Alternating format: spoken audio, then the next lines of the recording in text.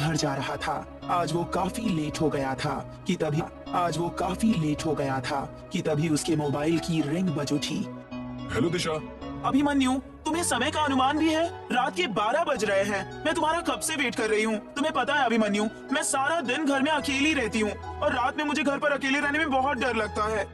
आज ऑफिस में थोड़ा सा काम ज्यादा था, इसी वजह से लेट हो गया है। लेकिन तुम घर कितने बजे तक आओगे? एक तो तुम्हारा ऑफिस दूसरे शहर में पड़ता है, तुम्हें ऑफिस से घर आने में भी 1 घंटे ट्रेन से ट्रैवल करना पड़ता है। रात के 1 बजे एक ट्रेन चलती है, मैं करीब 2 बजे तक घर पर आ जाऊंगा। फिर इसका मतलब ये है कि मुझे रात के 2 बजे तक भूखे रहना पड़ेगा। कितनी बार कहा है कि अगर मुझे ऑफिस से आने में देरी हो जाए तो तुम खाना खा लिया करो। नहीं अभिमन्यु, डिनर तो मैं तुम्हारे साथ ही करूंगी, ये मेरी जिद है अब। अच्छा ठीक है, तुम फोन रखो, मैं ऑफिस से निकल ही रहा हूँ। वैसे भी मेरे फोन की बैटरी बहुत कम हो गई है, बातचीत करने के दौरान ही मोबाइल स्विच ऑफ हो जाएगा। तभी अभिमन्यु के मोबाइल की बैटरी खत्म हो गई और उसका मोबाइल स्विच ऑफ हो गया। अभिमन्यु ऑफिस से बाहर निकल गया।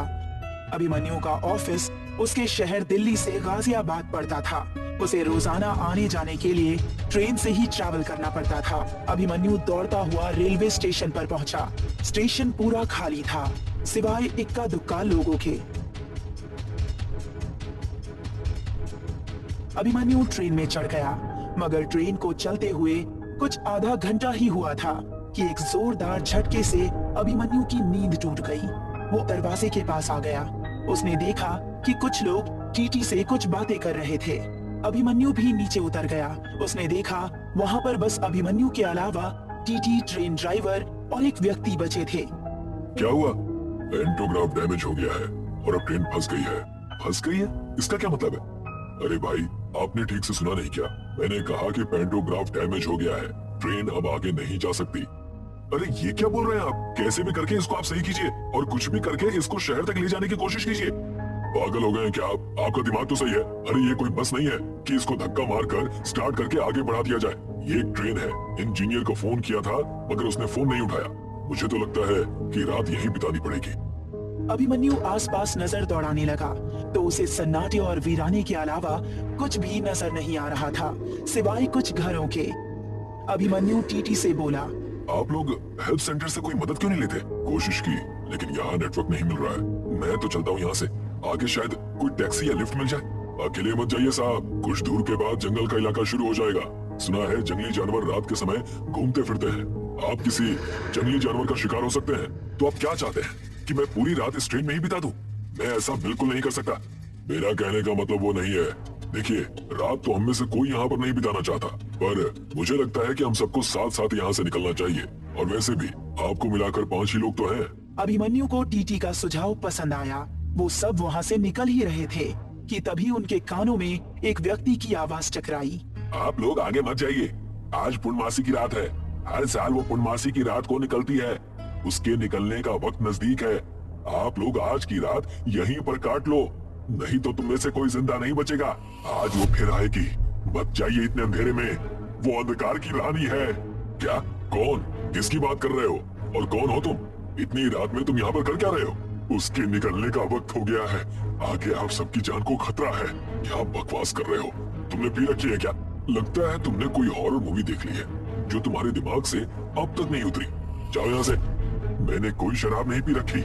सामने बने हुए उन घरों को देख रहे हैं आप लोग? उन घरों में मौजूद वो सब लोग डर की वजह से अपने अपने घरों में दुबके हुए हैं। रात के 1 बज रहे हैं तो जाहिर सी बात है कि उन घरों में मौजूद सभी लोग सो रहे होंगे। वैसे तुम किसकी बात कर रहे हो? रात में जंगली जानवर निकलते हैं ये तो सुना था, मगर ये रात की रानी निकलती है ये पहली बार सुना है। इतना कहकर अभिमन्यु जोर जोर से हंसने लगा और साथ ही साथ बाकी पैसेंजर्स भी। उसका नाम शलाका है, जो एक डायन है। अगर आप सबने मेरी बात नहीं मानी तो आप सबके चेहरे की हंसी मौत की दहशत में कब बदल जाएगी, आप सबको इसका पता भी नहीं चलेगा। मैं आप लोगों की जान बचाना चाहता हूँ। इससे आगे अगर तुमने कुछ और बोला ना तो तुम्हें तुम्हारी जान बचाने के लाले पड़ जाएंगे। मार मारकर तुम्हारी हालत खराब कर दूंगा। इतना कहकर टीटी पैसेंजर्स की ओर देखकर बोला, अरे कुछ नहीं, ये यहीं का रहने वाला कोई व्यक्ति होगा जो शराब पीकर स्टेशन पर सो गया होगा और इसने नशे की हालत में कोई भयानक सपना देखा होगा और होश आने पर इसके मन में जो आ रहा है वो बके जा रहा है। मुझे तो लगता है कि ये अब भी होश में नहीं है। आप सही कहते हैं, चलो चलते हैं यहाँ से। अगर इसकी बकवास और सुनेंगे तो हो सकता है कि सुबह यही हो जाए। वो व्यक्ति चिल्लाता रहा मगर किसी ने उसकी बात नहीं सुनी। वो सब वहाँ से निकल गए। अभिमन्यु और वो लड़की साथ साथ चल रहे थे। उस लड़की ने अभिमन्यु से पूछा, आप दिल्ली के रहने वाले हैं, है ना? हाँ। आपको पता है, आप जहाँ रहते हैं मैं भी वहीं पर रहती हूँ। रियली? कहाँ पर? आप दिल्ली की प्रीतम नगर में बनी हुई फ्रेंड्स कॉलोनी में रहते हैं। अरे आपको तो वाकई पता है कि मैं कहाँ रहता हूँ। आप मुझे कैसे जानती हैं? आपके घर के सामने वाले घर में ही रहती हूँ मैं। अरे वो तो राधा आंटी का घर है, लेकिन मैंने तो आपको वहाँ कभी नहीं देखा। मैं राधा आंटी की दूर की रिश्तेदार की भतीजी हूँ। मेरा नाम तान्या है। कुछ दिनों पहले ही दिल्ली आई हूँ। मैं भी इसी शहर में जॉब करती हूँ, मगर मेरी ड्यूटी दोपहर को ही समाप्त हो जाती है और आप अक्सर अपने घर पर लेट पहुँचते हैं और सुबह जल्दी ऑफिस के लिए चले जाते हैं, इसीलिए कभी हमारा आमना सामना नहीं हुआ। मेरा नाम अभिमन्यु है। वैसे आज आप लेट कैसे हो गई? आज मेरे बॉस को अचानक शहर से बाहर जाना पड़ा और उनका सारा काम मुझे ही करना पड़ा। इसका मतलब आज आपका हाल भी मेरी तरह हुआ। इसी तरह बात करते करते वो पटरियों से चलते हुए आगे बढ़ने लगे। क्या हुआ? तान्या थोड़ा घबरा कर बोली, शायद आगे कोई खड़ा है। तान्या की बात सुनकर सब लोग वहीं पर रुक गए। आगे हॉल्ट लाइन थी। दोनों तरफ रेड लाइट हल्की हल्की रोशनी दे रही थी और उस रोशनी के बीच कोई खड़ा था। रोशनी कम थी तो उतना साफ दिखाई नहीं दे रहा था। जरा टॉर्च मार कर देखो कौन खड़ा है। यही शायद उसकी सबसे बड़ी गलती थी। उस औरत ने अपना चेहरा ऊपर की ओर उठाया। उसकी आंखें बिल्कुल सफेद थी। उसका मुंह उसकी छाती तक खुला हुआ था और उसके मुंह से खून निकल रहा था। अचानक से वो तेज रफ्तार से उन सब की ओर दौड़ने लगी। कौन है ये? भागो सब यहाँ से! मगर वो अंधेरे में दौड़ते हुए सबका पीछा कर रही थी। उस भयानक बला ने तुरंत छलांग लगाकर ड्राइवर को गिरा दिया और ड्राइवर का गला पकड़ लिया और फिर उसने ड्राइवर को मार दिया और उसके बाद वो ड्राइवर की लाश को खाने में व्यस्त हो गई। अब सिर्फ 4 लोग ही बचे थे। अभिमन्यु और सारे लोग पूरी ताकत लगाकर वहां से भागने लगे। काफी देर भागने के बाद उन्हें एक पुराना सा पाइप दिखा। वो सब लोग उस पाइप के अंदर जाकर बैठ गए। वो सब काफी देर तक उसमें छुपे रहे। आखिर वो भयानक औरत थी कौन? वो गांव वाला सही बोल रहा था। लगता है हम में से अब कोई नहीं बचेगा। तुम शायद सही कह रही हो। वो गांव वाला सही कह रहा था, मगर हमें हिम्मत नहीं हारनी चाहिए। कुछ घंटे बाद सुबह हो जाएगी। हम यहाँ पर सुरक्षित हैं। अचानक एक जोरदार आवाज से सब चौंक गए। टीटी और उस व्यक्ति ने एक गलती कर दी, उस पाइप से बाहर झांकने की। तुम दोनों ने देखा नहीं कि उस भयानक औरत ने किस तरह से ड्राइवर को चीर फाड़ कर रख दिया? मेरी बात सुनो, सीवर से बाहर झांकने की या निकलने की कोशिश भी मत करना। अचानक टीटी को उस डायन ने खींच लिया और पाइप के किनारे का भाग खून से सन गया। वही हाल उसने उस दूसरे व्यक्ति का भी किया। वो डायन फुर्ती से किसी जंगली जानवर की तरह अभिमन्यु और तान्या की ओर आने लगी। वो दोनों पीछे भागने लगे। भागते भागते वो दोनों पाइप के किनारे पर पहुंच गए। ऊपर की ओर एक सीढ़ी थी। वो दोनों डर से कांपते हुए सीढ़ी पर चढ़ने लगे। वो दोनों ऊपर पहुंचे ही थे कि तभी कुछ लोगों के चिल्लाने की आवाज आई। नीचे कुछ गांव वाले खड़े थे, मगर वो डायन बड़ी तेजी से ऊपर चढ़ने लगी। अचानक सारे गांव वालों ने अपनी अपनी टॉर्च जला दी। जैसे ही टॉर्च की रोशनी उस डायन पर पड़ी, वो तुरंत वहां से गायब हो गई। उसके गायब होते ही अभिमन्यु और तान्या नीचे उतर आए। अभिमन्यु गांव के एक व्यक्ति से बोला, आखिर कौन है ये? इसने मेरी आंखों के सामने 3 लोगों को कितनी बेरहमी से मार दिया और उनके शरीर का सारा खून पी गई। ये शलाखा डायन है जो वर्षों से हमारे गांव में और आसपास के इलाकों में अपना कहर ढाई हुई है। पूर्णमासी की हर रात को अपने शिकार के लिए निकलती है। अंधेरा इसे शक्ति प्रदान करता है। अंधेरा ही इसकी सबसे बड़ी ताकत है। कोई भी साधु तांत्रिक अंधेरे में इसका मुकाबला नहीं कर पाया। तुम दोनों यहाँ से अभी और इसी वक्त निकल जाओ, नहीं तो तुम दोनों में से कोई भी जिंदा नहीं बचेगा। बाबा, ये आई कहाँ से है? कहते हैं कि बरसों पहले शलाखा नाम की एक तांत्रिक यहीं आसपास रहा करती थी, जो अंधेरे की पुजारिन थी। निर्दोष और मासूम लोगों की बलि देकर राक्षसों को चढ़ाती थी। गांव वालों ने एक दिन उसे जिंदा जला दिया, मगर उसके शिष्यों ने काली शक्ति का सहारा लेकर उसे इस दुनिया में वापस लाने की दोबारा कोशिश की। शलाखा इस दुनिया में वापस तो आई, मगर एक डायन का रूप लेकर, और वापस आकर सबसे पहले उसने अपने शिष्यों का ही खून पीकर उन्हें मार दिया। उस व्यक्ति ने ये कहा ही था कि अचानक सभी गांव वालों की टॉर्च ने काम करना बंद कर दिया। ये देखकर गांव वाले घबरा गए। अभिमन्यु भी तान्या को लेकर वहां से भागने लगा। भागते हुए उन दोनों के कानों में लोगों की चीखों की आवाज टकराने लगी। वो दोनों दौड़ते हुए सुनसान रास्तों से अब अपने शहर की सीमा तक पहुंच गए। सुनसान रास्तों से चलते हुए स्ट्रीट लाइट के बीच में से वहां सन्नाटा पसरा हुआ था। सिर्फ दो कुत्तों के रोने की आवाज आ रही थी। अचानक तान्या ने पीछे मुड़कर देखा तो उसे अंधेरे में एक परछाई खड़ी हुई दिखाई दी। पीछे देखो अभिमन्यु! अभिमन्यु ने जैसे ही पीछे मुड़कर देखा तो सामने वही डायन खड़ी थी। वो तान्या को देखकर अजीब तरह से हंसने लगी। अभिमन्यु इससे पहले तान्या को भागने के लिए कहता कि अचानक उस डायन ने बिजली की रफ्तार से तान्या को पकड़ लिया और देखते ही देखते उसने तान्या का सिर उसके धड़ से अलग कर दिया। उस डायन ने बड़ी फुर्ती से अपने कदम अभिमन्यु की ओर बढ़ा दिए। वो जैसे ही अभिमन्यु के नजदीक पहुंची कि अचानक वो बड़ी ही फुर्ती से पीछे की ओर हट गई, जैसे कि उसे किसी ने पूरी ताकत से पीछे की ओर धकेल दिया हो। ये देखकर अभिमन्यु हैरत में पड़ गया। उसके पीछे हटने की वजह से डायन के चेहरे का क्रोध और बढ़ गया।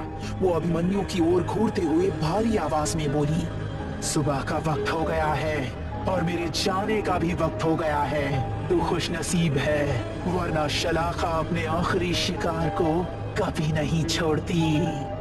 और अचानक वो वहां से गायब हो गई। अभिमन्यु पूरी ताकत से वहां से भागने लगा। घर पर जाकर वो बेहोश हो गया। क्या हुआ अभिमन्यु? मैं तुम्हारा रात भर बेचैनी से इंतजार कर रही थी। कहाँ थे तुम पूरी रात बताओ? और तुम्हारा मोबाइल भी स्विच ऑफ आ रहा था। अभिमन्यु कांपते कांपते सारी घटना अपनी पत्नी दिशा को बताने लगा। अभिमन्यु उसी दिन दिल्ली शहर को छोड़कर मुंबई शिफ्ट हो गया और फिर वो दोबारा दिल्ली कभी नहीं गया। गोपीनगर नाम का गांव बहुत अमीर है। यहाँ के लोग सिर्फ अपने काम से मतलब रखते हैं। ऐसे ही लोगों को मतलबी कहा जाता है।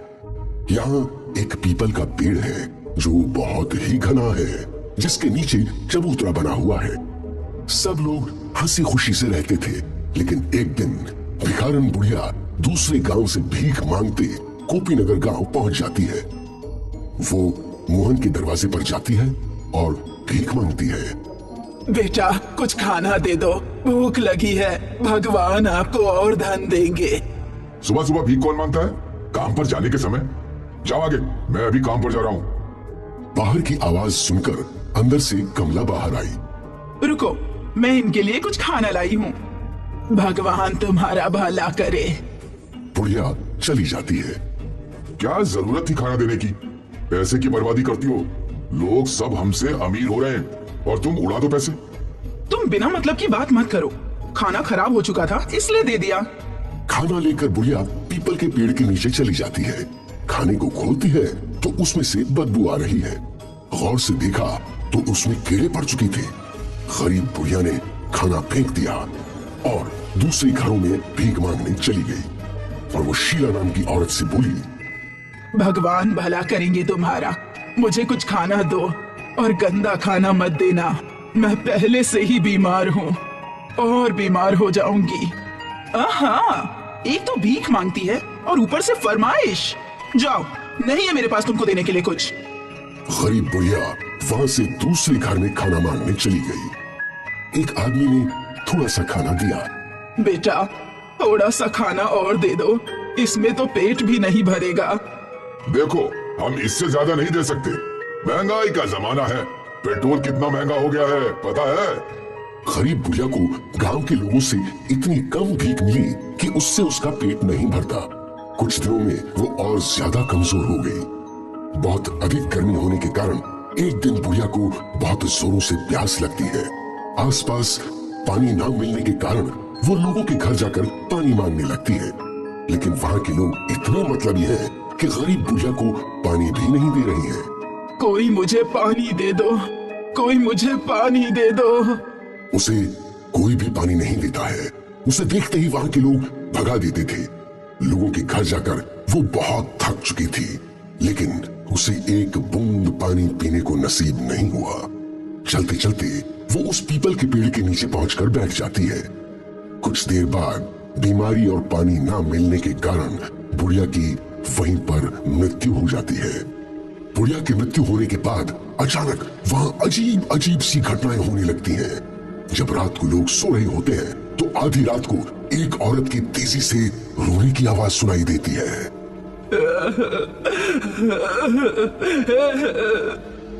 यह आवाज इतनी तेज होती है कि पूरे गांव को सुनाई देती है। रोने की आवाज के साथ साथ चिल्लाने की आवाज भी आने लगती है, जिससे लोग और ज्यादा डरने लगते हैं। गांव के लोगों ने मीटिंग बुलाई। सब लोग उसी पीपल के पेड़ के नीचे इकट्ठा हुए। गांव वालों, ये क्या हो रहा है? गांव में रोज रात को औरत के रोने चिल्लाने की आवाज सुनाई देती है। इसका क्या उपाय है? मेरे बच्चे बहुत डर रहे हैं। इसका उपाय है, सब अपने अपने घर में हनुमान चालीसा शाम को बजाओ। इसके बाद आवाज आनी बंद हो गई। लेकिन एक दिन मोहन उस पीपल के पेड़ के नीचे से जा रहा था कि उसकी कार खराब हो गई। पीपल के पेड़ के नीचे से जो गुजरता था तो उसकी तबीयत खराब हो जाती थी और उसे तेज बुखार हो जाता था। कभी हंसने की आवाज तो कभी रोने की आवाज तो कभी किसी की बात करने की आवाज आती है। ये सारी बातें लोगों के अंदर डर को और ज्यादा बढ़ाती जा रही थी। एक दिन अचानक गांव में पीपल के पास वाले घर में रहने वाला एक व्यक्ति कुछ दिनों से लापता है। सुबह उस व्यक्ति का मृत शरीर पीपल के पेड़ के नीचे पड़ा हुआ मिलता है। इस बात ने गांव वालों को और भी ज्यादा डरा दिया था। कोई भी शाम होने के बाद घर से बाहर नहीं निकलेगा। गांव के सब लोग अपने घर का दरवाजा बंद रखते हैं ताकि कोई गायब ना हो जाए। और उस पीपल के नीचे तो भूल कर भी ना जाना, चुड़ैल रहती है उस पर, कुछ भी हो सकता है। नहीं नहीं, हम लोग कहीं नहीं जाएंगे। बच्चे चादर ओढ़कर सो जाते हैं। पूरे गांव के लोग बहुत डरे हुए हैं। कोई भी घर से बाहर नहीं निकलता है। पूरे गांव में मातम पसरा हुआ है। मोहन और गांव के कुछ लोग एक साधु बाबा के पास जाते हैं और साधु बाबा से पूछते हैं, हम लोग एक बुढ़िया को भीख नहीं देने के कारण परेशान हैं। वो भूख और बीमारी से मर गई। ये सब जो भी हो रहा है उसमें तुम गांव वालों की ही गलती है। तुमने एक बीमार गरीब बुढ़िया को अपने लालच और निर्दयता के चलते मार डाला। तुम लोग उसे 2-4 रोटी भी नहीं दे सके, जिसके कारण उस गरीब बुढ़िया की जान चली गई और अब वो अपना बदला ले रही है। गांव वाले डर जाते हैं और साधु बाबा से पूछते हैं, क्या इसका कोई इलाज नहीं है बाबा जी? हवन पूजा का इंतजाम कर रहा होगा, तब शायद कुछ हो सकता है। हम सब तैयार हैं। हाँ, हम सब तैयार हैं। हवन पूजन शुरू हुआ। साधु के मंत्रोपचार से चुड़ैल प्रकट हुई। ए साधु, तुम क्यों इस मामले में पड़ रहे हो? तुम अपने रास्ते चले जाओ, वरना तुम्हें भी मौत मिलेगी। देखो, इंसान से गलती हो जाती है। तुम बताओ, तुम्हें क्या चाहिए? तुम्हारे नाम का मंदिर बनवा देते हैं। लोगों को परेशान करना छोड़ दो। जिंदा में तो कुत्ते से भी ज्यादा बुरा व्यवहार किया, अब देवी देवताओं की बराबरी दे रहे हो। मैं उस लायक नहीं हूँ। मैं चुड़ैल हूँ, चुड़ैल। कुछ तो उपाय होगा जिससे कि तुम गांव वालों को छोड़ दो। एक उपाय है, इन सब पापियों को गांव छोड़ना पड़ेगा, वरना मरेगा। साधु, तू भी चला जा, क्योंकि गुनाहगार के साथ बेगुनाह भी मारे जाते हैं। इस गांव को मेरा श्राप है कि जो गांव में रहेगा वो तिल तिल मरेगा, जैसे मैं मरी थी। चुड़ैल गायब हो गई। साधु गांव वालों से बोलता है, इसका कोई इलाज नहीं है। जब तक वो अपना बदला नहीं ले लेती, वो शांत नहीं होगी। धीरे धीरे लोग बीमार होने लगे। बीमारी बढ़ती जा रही थी, जिसके कारण गोपीनगर वालों को मजबूरी में वो गांव छोड़कर दूसरी जगह जाना पड़ा। लोगों को एक गलती के कारण अपना घर, अपनी जमीन, जायदाद सब छोड़कर जाना पड़ा। ये गांव अब सुनसान पड़ा है। यहाँ ना तो कोई आता है और ना ही कोई रहता है। इसीलिए कभी भी घमंड और निर्दयता में हमें किसी का अनादर नहीं करना चाहिए।